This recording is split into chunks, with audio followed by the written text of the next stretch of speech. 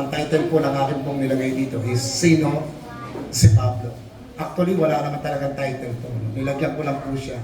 Sino si Pablo? Kasi madalas po, di ba, kapag ang isang leader o isang members of the church, kapag ka nagbabahagi na po ng salita ng Diyos, lalo-lalo na pagdating sa mga leadership, discipleship training natin, kapag ka pumapasok po sa aklat ni Pablo, ang madalas pong nasasabi dito ng mga members of the church, ang sabi ni Pablo, ang wika ni Pablo, ito ay sulat ni Pablo sa mga taga-ganito.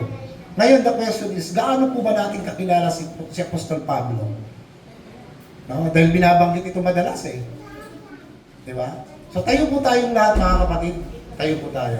Basahin po natin yung aklat po ng Efeso, chapter 1, and verse 1. So isang talata lang po yung ating pag-aaralan sa gabi ito.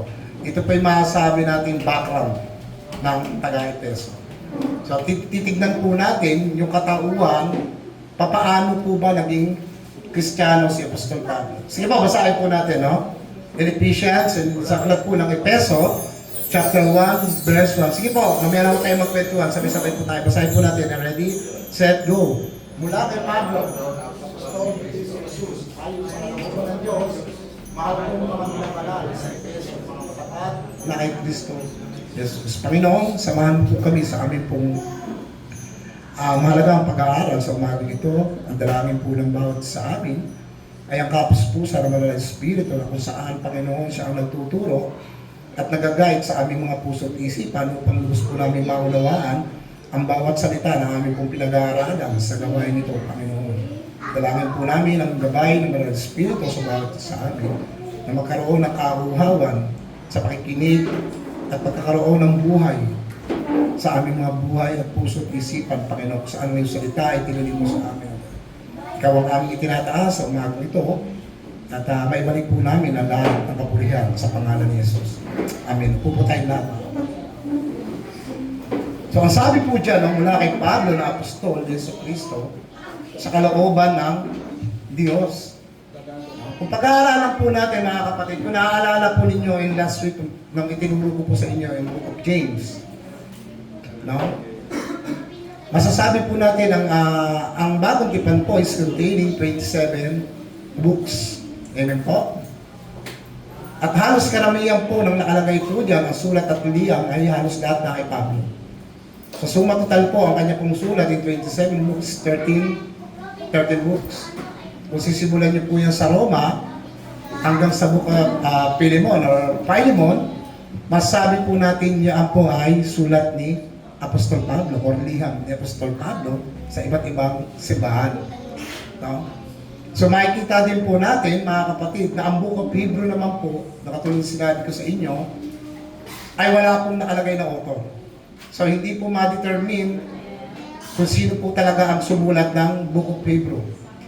Marami ang nagsasabi na si Lucas, marami nagsasabi na si Pablo, at marami nagsasabi na ang sumulat nito ay si Apollos. Pero hindi po ma-determine kung sino po talaga ang sumulat ng Book of Hebrews. Marami ang nagsasabi na kapag ginugugil daw nila to, lumalabas ang pangalan Pablo dahil sa estilo ng pagkakasulat.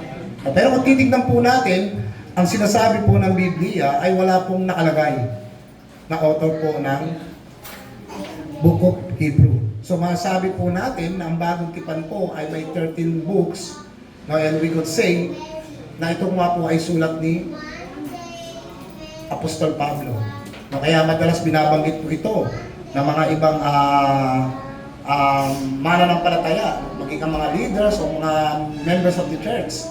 Pag pumapasok po sa sulat ni Pablo, na kung tawagin po natin the Paul Epistle, no, kasama po siya doon sa tinatawag natin Paul Epistle o mga liyam o sulat ni Apostol Pablo, marami nagsasabi, si Pablo ang sumulat nito. Pero gaano ba ninyo alam sa inyong sarili, kakilala si Apostol Pablo? No, tatanungin po natin, sino po ba si Apostol Pablo na laging binabanggit po sa banal na kasulatan, lalo na po sa bagong tipan? So dito po titignan po natin, no, yung mga pagkatao o yung naging buhay ni Apostol Pablo nung siya po ay hindi pa ho tinatawag ng Diyos. So alam naman po natin mga kapatid, ang buhay po ni Apostol Pablo, marami ang nagsasabi na siya ay isang taga-usig ng iglesia sa panahon ni Apostol Pablo. Makikita po natin yan mga kapatid sa aklat po ng mga gawa. So dito po titignan natin kung sino po ba talaga si Pablo. So buksan po natin sa Acts chapter 7, 57 to 60. Kung babasahin po natin ito po isang parte ng pag-uusig sa isang lingkod ng Diyos. Walang iba kundi si Esteban. O sa English, Stephen. Sige, basahin po natin. Ito yung panahon na si Esteban po ay dinakip at siya po ay nagtatalumpati na po. Nangangaral po siya sa mga tao. At itong mga tao ay ayaw tanggapin yung kanyang pangangaral. Kaya kung babasahin po natin in verse 57, ito po yung pagkakasabi.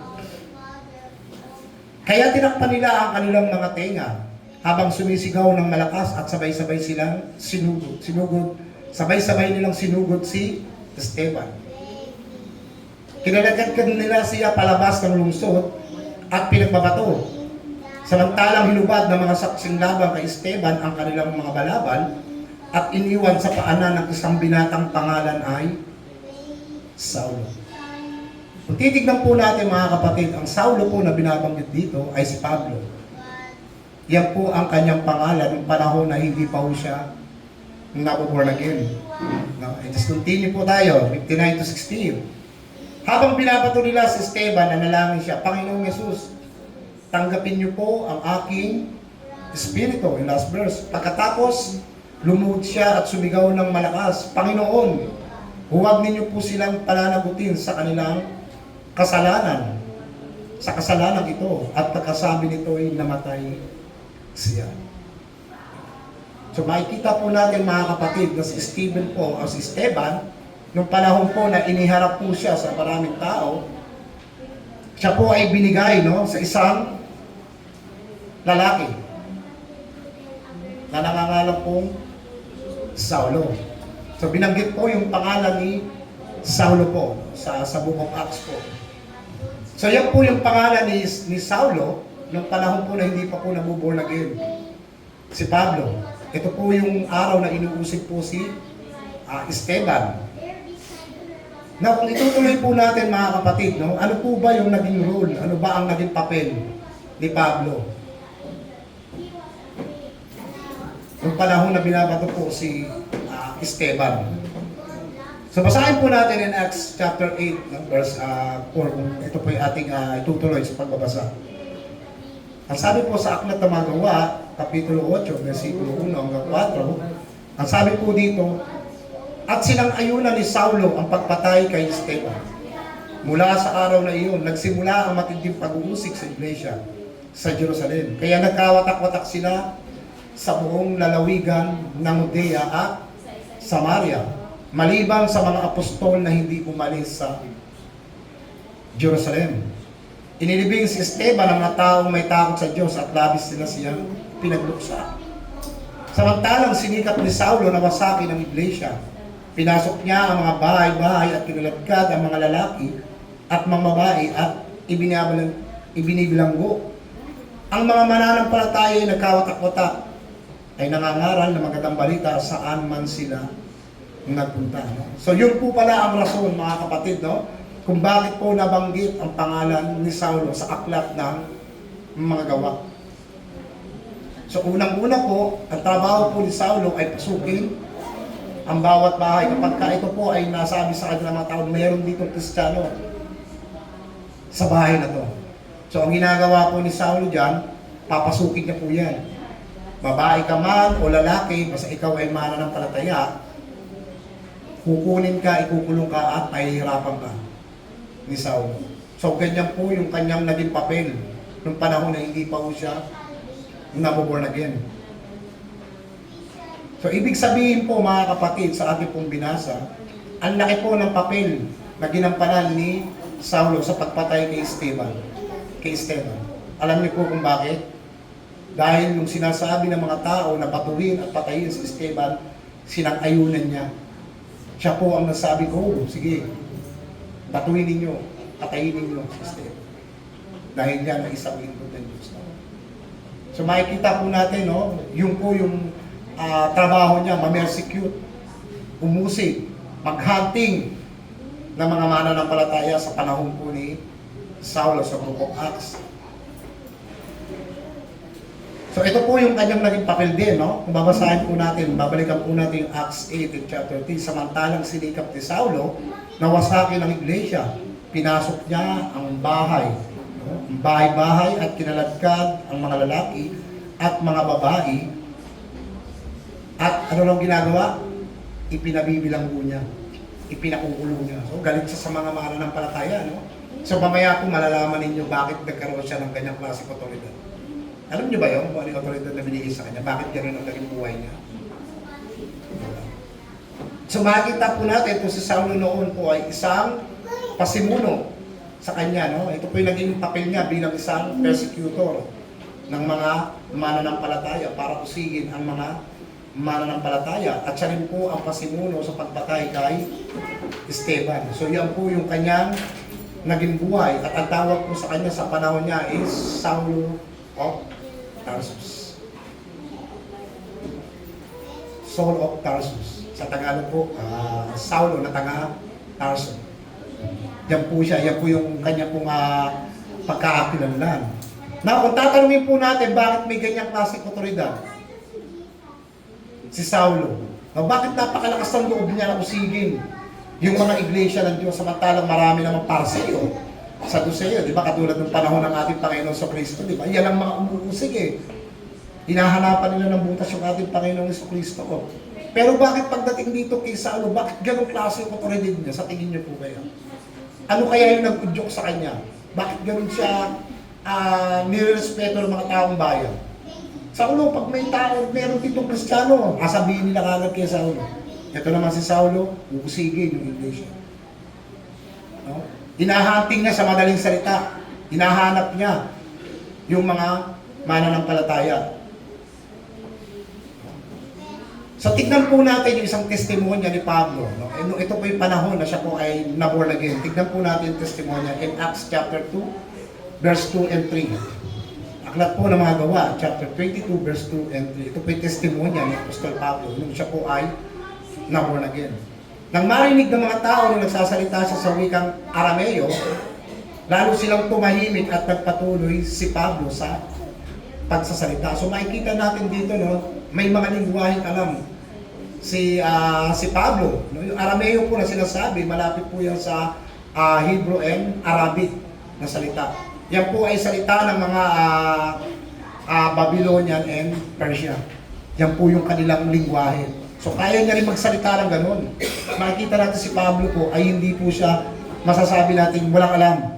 So mahusay din po siya, matalino rin po si Pablo sa panahon po ito. In verse 3, ako'y isang Hudyong ipinanganak sa Tarso, nasakop ng Cilicia, pero lumaki ako rito sa Jerusalem. Dito ako nag-aral at naging guro ko si Gamaliel. Yan. So i-post muna tayo doon. No? So dito po, no, yung testimonya ni Apostol Pablo, sinasabi niya po doon sa kanyang mga nakikinig sa kanya, no, kung batas ang pag-uusapan, kaya ko. Kung pagiging tunay ng Hudyo, kaya ko rin. No, kasi yan po yung buhay ni Pablo. So ibinibigay niya po, tinitestimonya po yung kanyang sarili, yung dati niyang naging buhay, kung ano po ang papel na ginampanan niya nung panahon na hindi pa siya na born again. Ang sabi niya po in verse 3, ako'y isang Hudyo, pinanganak sa Tarso, nasakop ng Cilicia. Pero lumaki ako rito sa Jerusalem, dito ako nag-aral, at naging guro ko si Gamaliel. Now, bakit po nagkaroon ng Pablo, no? Bakit po nagkaroon si Pablo, yan, ng matinding otoridad sa panahon na pinag-uusig po niya ang iglesia? Yun po yung tanong natin sa inyo.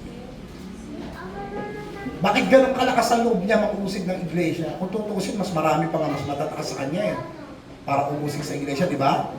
Pero bakit ganun siya? O, bakit ganun yung kanyang otoridad? Bakit po siya ginagalang? So dito makikita po natin, no, dahil po siya ay naging estudyante po ni Gamaliel, yan, no? Sabi ni Kuya, ano na Kuya Roger? Kanang kamay. Kanang kamay. Bukod sa kanang kamay, mga kapatid, kung titignan po natin ang buhay ni Gamaliel, isa po siyang pinuno ng Pariseo. Tinatawag po siyang respetadong guro ng kautusan. So it means, sa madaling salita, si Gamaliel po ay kinikilala sa buong Israel bilang isang mahusay na tagapagturo ng batas. At dahil nga si Apostol Pablo ay nagtapos sa kanya, ganon din po siya nirespeto ng mga tao. Hindi ba sa Kuya Kyle, sa panahon natin, pag nakatapos ka ng Harvard or mga matataas school, ano sasabihin sa ng tao? Ibibigay sa iyo yung mataas na respeto, di ba? So hindi naman lahat. Pero ibig sabihin, pag ikaw ay nanggaling ng, tapos to si Kayla Harvard, Cambridge. Ano ba tama yun? Cambridge ba yun? Cambridge. Oh. Galing ka ng Miriam College, Kuya Emma. So ibibigay natin sa kanya yung mataas na respeto. Madalas po ganyan, di ba? Lalo na pag nag-a-apply kayo. Pero dito po makikita po natin, no? Si Pablo po ay nagtapos po kay Gamaliel. Kung paano po tinitignan ng tao itong respetadong Pariseo, ganun din po ang ibinibigay nila kay Pablo. Pinagkakatiwalaan na si Pablo pagdating po sa pag-uusig. No? At yan ang naging dahilan, no? Si Apostol Pablo na kung tawagin po natin ay Saulo. Bago po siya na born again. So at ibig sabihin, siya po ay biyasa at mahusay din po pagdating po sa kautusan. Kaya ang mga Hudyo, kung batas at pagiging Hudyo lang ang pag-uusapan, eh kaya-kaya po yan ibigay sa kanila. Di ba po? Dahil din po siya. Nagtapos din po siya pagdating po sa katuruan ng kautusan. At isa rin po siyang purong Israelita. The second part po ng verse 3. Dito ako nag-aral at naging guro ko si Gamaliel. Sinanay akong mabuti sa kautusan na sinusunod din ng ating mga ninuno. Gaya ninyo, ngayon, masigasig din akong naglilingkod sa Diyos. Ito po isang testimonya ni Apostol Pablo nung panahon na siya po ay na-born again. Mamaya po dadaanan natin paano po na-born again si Apostol Pablo. So, ang iba po sa inyo ay alam na, no? Pero sa mga hindi nakakaalam, babahagi po natin yan mamaya. Now, continue in verse 4. And Acts 22, verse 4. Ang sabi po rito, inuusig ko at sinisikap na patayin ang mga sumusunod sa paraan ni Jesus. Inuhuli ko sila at ikinukulong, lalaki man o babae. Yan ang naging buhay po niya. Ngayon, kung babalikan po natin ang Ephesians chapter 1, verse 1, ang sabi po rito, makikita po natin yung sulat ni Apostol Pablo, mula kay Apostol Pablo. O mula kay Pablo. So binibigyan niya na po ng identity yung kanyang sarili, yung kanyang sulat, no? Kaya po binanggit ni Pablo ang kanyang pangalan is para hindi lamang sabihin, no, na siya ay tinalaga ng Diyos para ipalaganap ang ebanghelyo, mga kapatid. No? The question is, bakit na iba yung pangalan ni Saulo nung siya po ay nakakilala sa Diyos? Bakit biglang naging Pablo? Ito ba yung sarili niyang kagustuhan? May nagbigay ba sa kanyang pangalan? No? So dito po natin nakikita, no? So kung maintindihan po natin ng aklat po na mga gawa, after po na naborn again po si Saulo, bigla pong nagbago yung kanyang pangalan. Naging Pablo. Sa para sa inyo, ano ba ang salitang Pablo? Yan. Paano po nabago ang pangalan ni Saulo at naging Pablo? So makikita po natin mga kapatid, dito po binago yung kanyang pangalan. Sa panahon po na siya po ay pupunta po sa Damasco. Now the question is, ano ba ang reason? Bakit pumunta si Pablo doon at yung kanyang mga kasamahan sa Damasco? Hulihin ang mga mananampalataya. Hulihin ang mga mananampalataya. No? Actually, yun talaga yung pinakasagot. Pero ang pinakaisang sagot dyan, dala-dala niya po yung batas na ibibigay niya doon sa mga mananampalataya para silang lahat ay musigit. Sa panahon natin ngayon, pag sinabing batas, ano yan? Yung pag may warrant of arrest ba yan? Ordinance type. Ganyan ba yun? Warrant? Joshua, meron kang hulihin ka na namin. Warrant, summon. O, meron naman tinatawag yung, ano tawag yun? Yung punta ka dito para ikaw ay litigation. Summon letters. O, parang ganyan, no?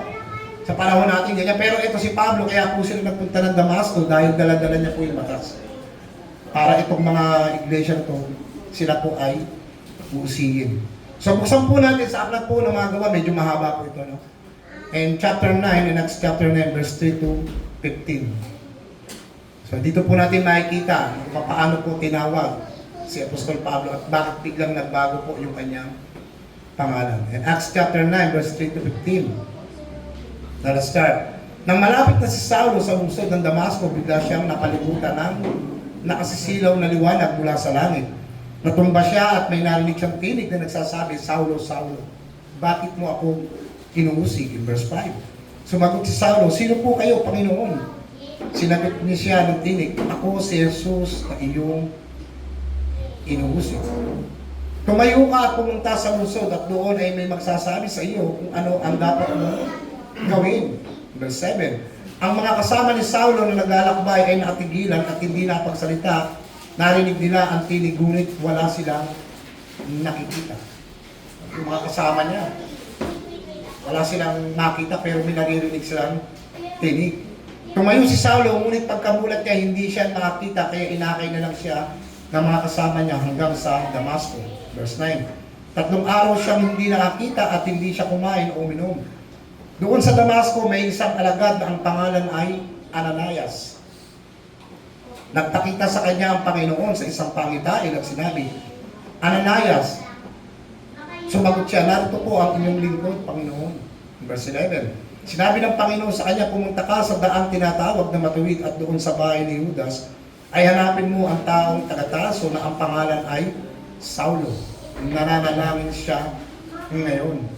In verse 12, at pinakita ko sa kanya ang isang pangitain na pumapasok ang isang lalaking nangangalang Ananias, sa kinaroroohan niya at pinatong ang mga kamay sa kanya upang muli siyang makita. Sumagot si Ananias, Panginoon, marami po ako nabalitaan tungkol sa taong iyan, na pinagmamalupitin niya ang mga hinirang sa Jerusalem. Verse 14, narito siya ngayon sa Damasco at binigyan siya ng kapangyarihan ng mga mamahalang pari at ulihin ang lahat ng mga tumatawag sa iyong pangalan. And last verse, ngunit sinabi ng Panginoon kay Ananias, pumunta ka sapagkat siya ang pinili kong lingkod na magpahayag tungkol sa akin, sa mga hintil at sa kanilang mga hari at sa mga Israelita. So yan po ang naging dahilan, mga kapatid, no, kung bakit po tinawag ng Diyos si Apostol Pablo, dahil meron pong layunin ang Diyos sa kanya. Pero kung titignan po natin, mga kapatid, no, literally, parang napaka-imposible sa isang tao yung ganyang klaseng kasama. Nagagamitin ka pa ng Diyos para ipahayag ang salita ng Diyos, di ba? Pangalan ko lang, takot na eh. Oo, Saulo. Pagka sinabing Saulo, ang mga mananampalataya, nagtatago na, nagkakapatak-patak na sila. Pera na lang talaga doon sa mga pinili ng Diyos na nag-stay talaga sa Jerusalem. So makikita natin, mga kapatid, no? Ang sabi po in verse 15, pinili ko siya upang maglingkod sa akin. So ibig sabihin po, mga kapatid, no? Pag sinabi pong pinili upang maglingkod, kalakip na rin po dyan yung kaligtasan mo.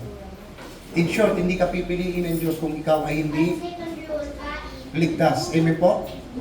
Kasama po dyan yung pagliligtas ng Diyos. Pag sinabing pinili kita, Roger, Ate Monique, it means you're saved. Kasama po yung pagliligtas ng Diyos. So makikita po natin na noon pa man po ay may plano na po ang Diyos kay Pablo.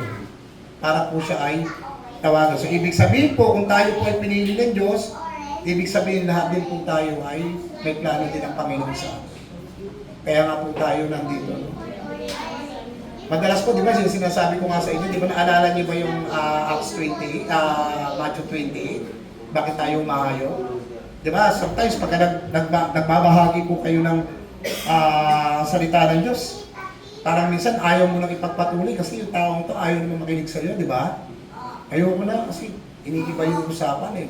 Alam niyo, mga kapatid, huwag po kayong madidiscourage sa ganun. Importante na gawa niyo itong tungkulin niyo. Katulad ni Pablo. Nung tinawag po siya ng Diyos sa Damasco, dumating na po yung araw at panahon niya para siya ay tawagin ng Diyos. Kaya yung inyo pong nababahagian, Bagamat hindi pa dumarating yung panahon niya, pero bubuksan at bubuksan po siya ng Panginoon kapag siya po ay tinawag na ng Diyos. Kaya yung bawat isa po sa atin, tuloy nyo lang yung pangangaral sa salita ng Diyos. Kung ayaw kayong pakinggan, okay lang. Importante, nagawa ninyo yung tungkulin ninyo bilang alagad ni Kristo. Now, tuloy nyo lang po. Bubuksan at bubuksan din po ang mga taong ito pagdating po ng panahon kapag ka po sila talaga ay pinili ng Diyos. Marami pong ganyan si Pablo, ganyan, pinadaan muna sa, nami-persecute pa siya eh. Hindi naman siya on the spot, tinawag ng Panginoon. Pero alam niya, pag binuksan ninyo yung Book of Galatians, mismo siya, binado siya. Bago pa man ako ipinanganak, pinili na ako ng Diyos. Nalaman niya yon nung siya ay na-born again. Kaya tayo ganyan eh. Pag tayo ay tinawag ng Diyos, napunta na po tayo sa pamilya ng Diyos, doon mo palang malalaman na ang Diyos pala ay may plano sa buhay. Amen po? Yan. So, yun po yung pagpili po kay Pablo, no? Pinili po siya ng Diyos sa isang misyon na ibinigay po kay Pablo. Para daw sa mundo po, bakit daw siya pinili ng Diyos? Ang sabi po sa ating binasa, para ako, sabi ng Diyos, ay maipakilala mo sa mga hari, sa mga hintil, at sa lahat ng mga taga-Israel. Yun ang naging dahilan ng Diyos para maipakilala ang Diyos sa pamamagitan ni Pablo. Kaya siya pinili ng Diyos. So may ganyan din pong sinasabi, no, si Apostol Pablo. Buksan po natin sa Galatians chapter 1, 15 to 16. Ang sabi po dito, and verse 15 to 16, ngunit sa biyaya ng Diyos, bago pa man ako ipinanganak, pinili niya na ako tinawag para iyan sa akin ang kanyang anak upang ipangaral siya sa mga hintil nang mangyari ito, hindi ako sumungguni kanina. So makikita po natin, yung Book of Acts at saka sa Galatians po, tumutugma po. No, yung sinasabi po ni Apostol Pablo. Nung pinili po siya ng Diyos, nalaman niya rin sa Galatians na siya ay pinili na ng Diyos bago pa man siya ipanganak. Kung babalikan po natin in Efeso chapter 1, ang sabi po dito, mula kay Pablo, na apostol na Jesucristo. So ano po, sa kung tatanungin po natin, bakit na po binanggit ni Apostol Pablo yung salitang apostol? Kung kayo po ang tatanungin, mga kapatid, na mas maganda nagtatanong po tayo. Ano po ibig sabihin sa inyo ng isang apostol? Sa tingin niyo po, pag sinabing apostol, kumilala, sumunod, pinili ng Diyos, di ba? Ganyan eh. Karamihan po. Pero mamaya tignan po natin yung lalim, likod po ng pagiging apostol. Ha? Kasi kung titignan po natin mga kapatid, ng pagsalitang apostol po, marami po tayong kaloob. Iba't iba po ang kaloob natin, eh, di ba? Kung babasahin niyo po yung Efeso, chapter 4:11, ang sabi po dito, ang iba'y ginawa niyang apostol, ang iba'y propeta, ang iba'y mangangaral ng magandang balita, ay sa evangelist. At ang iba naman ay pastor at guro. No? Kung tatanungin, palalawakin po natin, ano pa ang ibig sabihin po ng apostol? Ito pa, pakinggan po ninyo mga kapatid. No? Ang ibig sabihin po ng apostol is a messenger of a new covenant. Pag sinabi pong messenger of a new covenant, kasi wala pa ng apostol in Old Testament eh. Tama? Meron sa Old Testament ano? Prophet. Sa New Testament, at tawag po sa mga apostol, a messenger of a new covenant. Ang ibig sabihin po, ang definition po talaga ng apostol is siya'y sugo ng Diyos, bit niya o dala-dala niya ang mensahe ng bagong tipan. Yan po yung pagiging apostol. Naalala ko, meron ako nakausap ng isang pastor. Hindi ko i-mention yung kanyang pangalan. I don't know kung nandun kayo nung narinig yung sinabi niya. Ang sabi niya po ng ganun, ako ay isang apostol ni Kristo. Hindi ko alam kung anong klaseng apostol. Sa atin kasi, hindi natin matatawag na apostol tayo eh. Di ba? Naalala niyo ba yung pinag-aralan natin, yung kasinatilaw? Di ba? Napakaraming pangalan na ibinigay sa atin eh. Alagad, lingkod ng Diyos, tupa, ilaw, kasi ano pa, Temple of God? Bride of Christ? Di ba? Pero sabi niya po, ako ay isang apostol ni Kristo. No? Apostol daw po siya ng Diyos. So mamaya po, tignan po natin kung ano po ang tunay na requirements po ng pagiging apostol. Ibig sabihin po, ang apostol po ay sugo ng Diyos upang ihayag at ipaliwanag ang kahulugan po ng bagong tipan Saan daw po? Sa panahon ni Kristo. Yan po ang naging papel ng mga apostol. No? Ipinaliliwanag po nila yung kahulugan po sa bagong tipan. Patungkol po yan kay Kristo. At para saan daw po? Dahil sila ang gagamitin bilang pundasyon ng iglesia na itatayo ni Kristo. Kaya kung titignan natin mga kapatid, kung hindi dahil dito sa mga apostol, hindi tinawag sila ni Kristo, hindi natin maririnig yung ganyang klaseng katuruan eh. Amen po? Sila ang naging pundasyon kung bakit tayo mga kapatid nandito. Nalaman natin ang bagong tipan na ang pag-ibig pala ni Kristo ay napakadakila. No, yung pagliligtas ng Diyos sa atin, yan po yung itinuturo po ng mga apostol. No? Kaya kung babalikan po natin, no, si Pablo, na bago po ang pangalan niya na Saulo dahil nang matapos siya pong maranasan yung pagiging born again po sa daan po, papunta po sa Damasco, kung saan po ang ating Panginoon ay nagpakita po sa kanya, bigla pong nagbago yung kanyang pangalan. Dito na po natin kukunin. Kung bubuksan po natin sa Greek word ang Pablo, ang lumalabas po dyan is Paulos. Si Paulo dito. Paulos. Ang ibig sabihin po ng Pablo o Paulos, yan po ay hamak o maliit. So bakit ginamit ni Pablo, yung pangalang Pablo, hindi na Saulo? Bakit Pablo? Kasi ito po ay tinugma niya sa kanyang karanasan bilang isang sinugo ng Panginoon. So bakit sinabing Pablo maliit o isang hamak?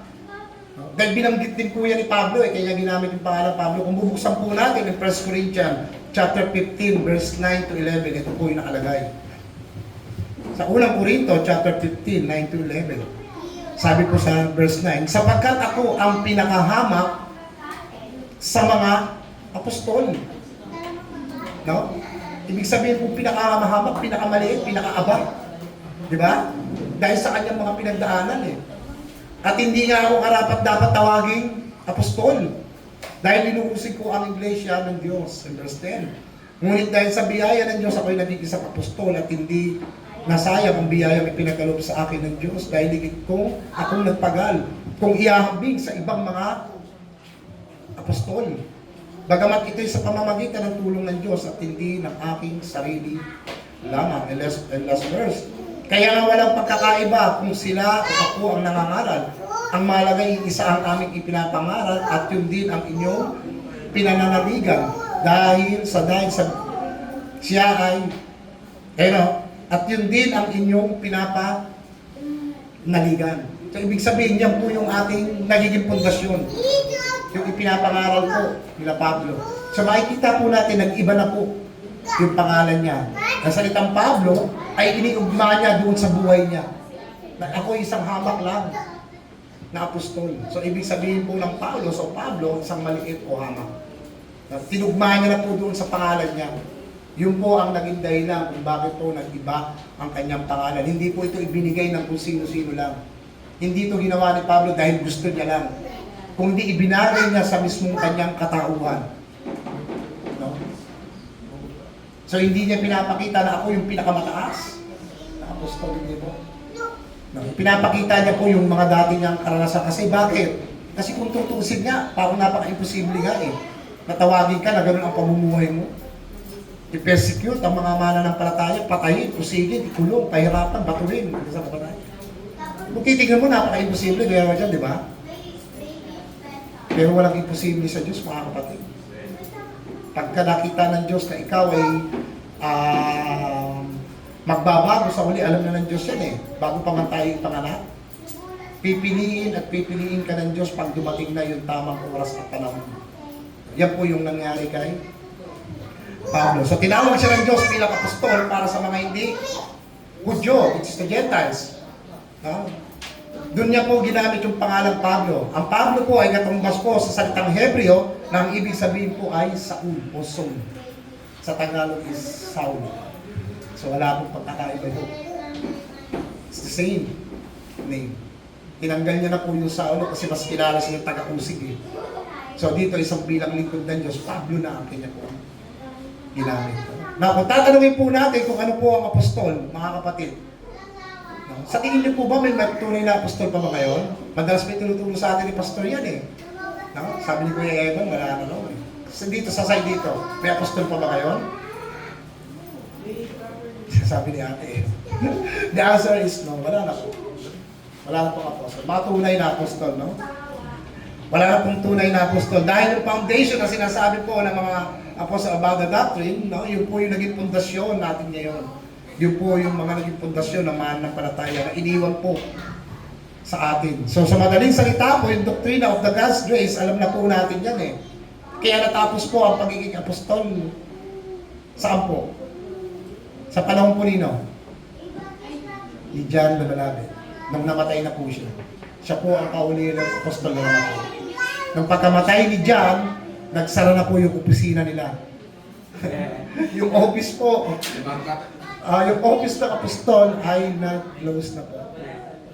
Wala na pong hiring. And that's the truth. Pag binasa niyo po yan, mababanggit po yung salitang office. Nakakatawa pero it's true. Kasama po yan doon sa context. Pag binasa niyo po yan. Yung kanila pong office ay nagsara na po. Kaya kung makakarinig po kayo na ako yung apostol, ako ay tunay na sugo ng Diyos. Ibang dalawang isip na po kayo, mga kapatid. Ang dami pong nakakausap niyan. Ang aming pinuno ay sugo ng Diyos. Pag di ba sinabi ko na nga sa inyo, ang tunay na sugo ng Diyos, ano raw? Bit niya, dala-dala niya ang mensahe ng bagong tipan. Pero yung kanilang pinuno raw ay sugo, pero hindi naman nila kinikilala yung mensahe ng biyaya ng Diyos. Dahil ang kilala nila sa kanilang pinuno ay isang sugo o isang amen. Kilala pa si Jesus Christ, no? Nakakaingit naman sila. Isa raw sugo yung kanilang pinuno. So makikita natin mga kapatid, pag ikaw ay sinugo ng Diyos, it means meron pong layunin ang Diyos sa atin. Sa panahon po natin ngayon. Kaya kung may magtuturo man sa inyo, ako ay apostol, ako ay alagad, kailangan po natin mag-aral. Para hindi po tayo maligaw. Sa ganitong paraan po, nakakarinig po tayo ng tama, dito po natin makikita yung katotohanan na wala na pong apostol ngayon. Ang tawag po sa atin sa Church of God. Tayo po yung mga anak ng Diyos, kayo ay mga ilaw at asin ng sanlibutan. We are the bride of Christ. You are the temple of God. Yan po yung ating pong identity na tinawag po sa atin ng Panginoon para ibahagi, ipangaral ang salita ng Diyos. So dito naman po, no, kung halimbawa may nagsasabi po sa inyo na sila po ay apostol, ang tunay na apostol po na binabanggit po sa Bible ay meron pong tatlong requirements. Amen po? Meron pong requirements eh. Pag ikaw talaga ay hinirang ng Diyos. Tignan po natin yung sinasabi po ng isang apostol na tinawag ng Panginoon. Musap po natin yung 1 John chapter 1 verse 1. Makinig po kayo mga kapatid, ito yung requirements ng tunay na apostol. Ang sabi po in 1 John sa unang 1, chapter 1 verse 1, ang ipinapahayag namin sa inyo ay ang tungkol sa Kanya na naroon mula pa ng pasimula. Narinig namin siya, nakita at napagmasdan namin siya ng aming sariling mga mata at nahawakan ng aming mga kamay. Siya ang salita na nagbibigay buhay. Ano po yung requirements ng apostol? Unang-una ano po? Nakita, narinig, nakita, nahawakan. Bakit nila sasabihin ng sugo nila, yung puno nila ay sugo? Hindi naman nila nakita si Kristo. Hindi nga nila narinig yung boses ng Panginoon yung panahon na namumuhay si Kristo sa lupa. So yun po yung tatlong requirements ng tunay na mga apostol ng Diyos. Bagamat yung kay Pablo, ibang istorya po yan, mga kapatid. No? Ibang istorya po yung kay Pablo. Kasi si Pablo po, kung tutuusin, kung babasahin niyo po ang istorya ng Acts, nakita niya po yung kaningningan ng Diyos, di ba nasilaw siya? At tinawag po by name yung kanyang pangalan. Pablo, gagamitin kita, tatawagin kita para ipakilala mo ko saan daw? Para sa mga hindi Hudyo, which is the Gentiles. Bagamat wala na si Kristo nung panahon ni ni Apostol Pablo, pero nakita niya yung kaninningan, yung liwanag ng Diyos, at tinawag po yung kanyang pangalan para ipangaral ang mabuting balita ng bagong tipan. Si Pablo po yung ginamit po yan. No? Mula kay Pablo na apostol ng Kristo, no, ginagamit niya na po yung salitang apostol. Hindi lamang para sabihin yung mensahe ng biyaya, ako ay tinalaga, kundi ginagamit niya yung salitang apostol with ano po? With authority. Ibig sabihin, binigyan kami ng otoridad ng Diyos na gamitin itong pangalan to dahil kami ay tinawag ng Diyos. Para ibahagi po ang mensahe ng bagong tipan. Yan po yung doktrina ng bagong tipan. So ganyan din po ang ating mga basa po sa unang Pedro. Diba? Si Pedro, ang sabi ni Pedro, mula kay Pedro na apostol ni Jesucristo in 1 Peter chapter 1, verse 1. So ginagamit na po nila yung salitang apostol with authority po yan. Ibig sabihin talagang itinalaga sila ng Panginoon. Pero yung iba, kiniklaim nila, sila raw ay apostol, hindi naman na nami-mention yung pangalan nila. Diba? So dapat liwanagin po nila yung kanilang pong identity as bilang tagapaglingkod ng salita ng Diyos. No? Lalo na sa mga sensitibong mga tao, mako-question po talaga sila dyan. Now, Kuya Jess, paano ba? Ganito po. No? Pwede ba ako maging pastor? Pwede ba ako maging guro? Tatanungin niyo ako. Pwede ba ako maging evangelist? No? Alam niyo mga kapatid, wala namang imposible sa Diyos. No? Basahin po natin dito. Sabi po, ito yung sagot ko. No? So, masabi po natin dyan, kung anuman ang kaloob na ibinigay po sa inyo ng ating Panginoon sa Kristo, kung ano po yung ibinigay sa inyo, yan po ay kaloob galing sa Diyos. Hindi po sa atin lahat marunong tumugtog ng gitara. Hindi lahat marunong kumanta. Hindi lahat marunong sumiyaw. Hindi lahat marunong magturo. Yung iba hindi pwede maging evangelist. Hindi pwede maging guro o maging teacher. So makikita natin mga kapatid na tayong lahat po ay may kanya-kanyang kaloob. Si Apostol Pablo po ay tinawag ng Diyos dahil yun ang kalooban ng Diyos sa kanyang buhay. Amen po? Yun yung naging kalooban ng Diyos. Kaya kung ano man ang meron kayo mga kapatid, diyan po ay kaloob ng Diyos sa inyo. Wala pong imposible. Marami sa atin dyan marunong kumanta. Ayaw naman kumanta. Marami sa atin marunong magturo, pero ayaw magturo. Amen po? Marami sa atin marunong mag-exhort, pero nahihiya. Diba? Pero sa atin marunong tumugtog, pero ayaw naman tumugtog. Kaya sabi ko nga sa inyo, anuman ang kaloob na meron kayong mga kapatid dyan po ay galing sa ating Panginoon. So sa ating pong pagtatapos mga kapatid, no? Si Pablo po ay naging apostol dahil po saan po? Dahil sa kalooban ng Panginoon. Yan po ay will ng Panginoon po sa kanyang buhay. So ano po ang matutunan natin po rito sa aklat po ng Efeso? So babasahin ko po sa inyo yung aking pong ginawang message in Book of Ephesians chapter 1. Ito po. Ano po yung ating matutunan? Ang sabi rito, kahit si Pablo ay isang masamang tao na pumapatay at nagpapahirap sa mga mananampalataya at nagpapakulong sa mga hinirang ng Diyos nung tinawag at ginamit po siya ng Panginoon. So ito po isang patunay na kahit na anong sama ng isang tao na kapag ka po siya ay tinawag ng Diyos, tatawagin at tatawagin ka po. Gagamitin at gagamitin ka po ng Diyos. Bakit po? Dahil wala pong imposible sa Diyos. Kahit saan ka pa magtago, pag tinawag ka ng Panginoon, kahit na anong klaseng sama mo pa, tatawagin na tatawagin ka. As an example po dyan mga kapatid, sa dati kong tinitiran, meron ako niyang kakilala, drug addict. Lagi may kutsilyo rito. Pagka tumira po ng gamot yan, tumutuloy laway, bigla na lang mananaksak. One time nagkita kami. Bible na po yung dala niya. Doon po siya nabago sa loob ng kulungan. At nagtuturo na rin po siya, nangangaral na rin po siya ng salita ng Diyos. So makikita po natin na walang imposible sa Diyos mga kapatid. Kahit anong sama ng isang tao, pag tinawag ka ng Diyos, masusunod at masusunod po ang kalooban ng Diyos. Amen po? Tayo po tayo lahat. Panginoon, salamat po sa may pag-aaral ng aming mensahe sa umagang ito, Panginoon.